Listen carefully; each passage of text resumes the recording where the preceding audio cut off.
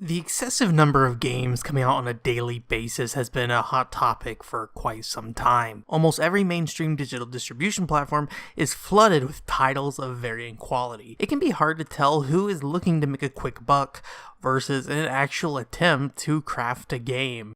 With so many options, first impressions mean everything. Looking at the janky nature of Undead Syndrome, it's easy to quickly write it off with its laughable opening.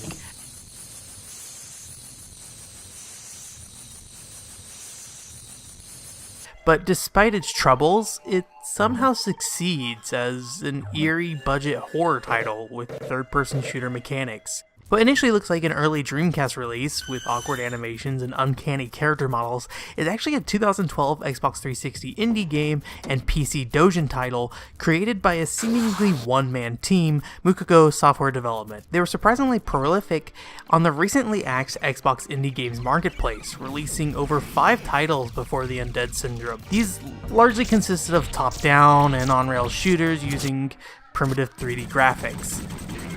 You might be saying to yourself, wow, all these games look like shit, and I'm not trying to pull wool over your eyes, they do.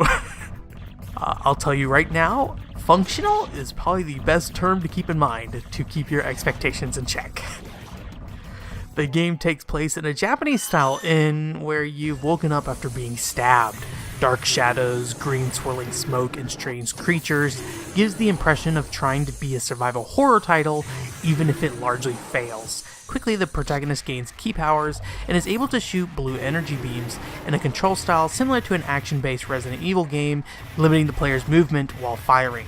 Just in the opening section, you can quickly tell this is a game that's going to be a rough ride. The character gets caught on the geometry in tight environments, the camera movement is erratic near walls, and the lack of collision on certain objects quickly paints a picture of a world tossed together. Iffy lighting, strange sounds, and screeching sound effects help cement that functional feeling.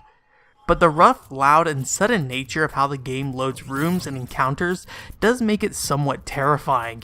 You never really know what will suddenly appear on screen in front of you as you move from room to room.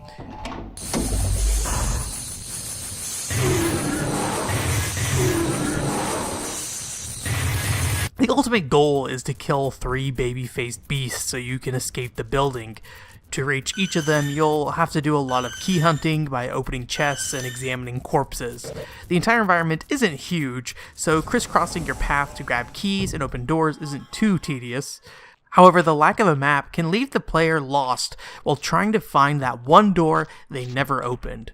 In total, the game is about an hour long, but aimless wandering will keep you busy a bit longer. Enemies respawn each time you re-enter a room, which would become incredibly tedious if the player wasn't gaining experience points and money. You can also find and equip gems. The main character has 5 slots, 1 in each palm, 2 in the chest, and 1 in their head. Depending on where the gem is slotted, it can have different effects. One that acts as a spread shot in the character's right palm may instead prevent poison and paralysis when placed in the left palm. Or a gem might be more effective at boosting stats when embedded into the player's head versus the chest. However, hoarding gems can be a bit of an issue since the player has a fairly small inventory. If you're not one to sell equipment or use items in games, get ready to walk around with a full inventory all the time.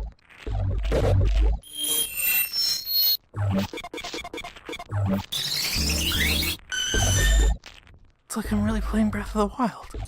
Despite its short length, there is a lack of diversity in the encounters and environments. The inn and some plain block rooms are your only backdrops. Each boss encounter is nearly identical to the last and rarely a challenge, partly thanks to poor AI. Occasionally you'll be randomly whisked away to a small combat arena, but it's more of a sudden shock than an actual challenge. Most of your struggles will come from wrestling with the cumbersome controls. Occasionally, the hit detection doesn't work quite right, the aiming reticle feels slightly out of alignment, and trying to aim at foes who hover directly above you is impossible. There's also a bit of a charge time to readying your aim, which makes close encounters incredibly awkward. With no melee attack, you'll just dance in circles with the enemies until you've put enough distance between yourself and them. Honestly, the only challenge that seems intended are the status effects. Poison drains your health, curse prevents the player from attacking, and the real nightmare, paralysis leaves the player unable to do anything other than heal. Most of the Undead Syndrome's appeal comes from being a short game and a weird mini horror funhouse. The time invested is small, and probably most importantly, it's oddly playable.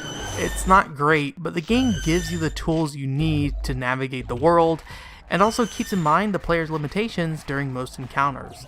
While likely unintentional, something about the Undead Syndrome's janky mechanics, uncanny visuals, and blown out sound effects works with the eerie nature of the game. Xbox Live Indie Games is probably the perfect platform for the Undead Syndrome since the service had a reputation of strange, cobbled together releases.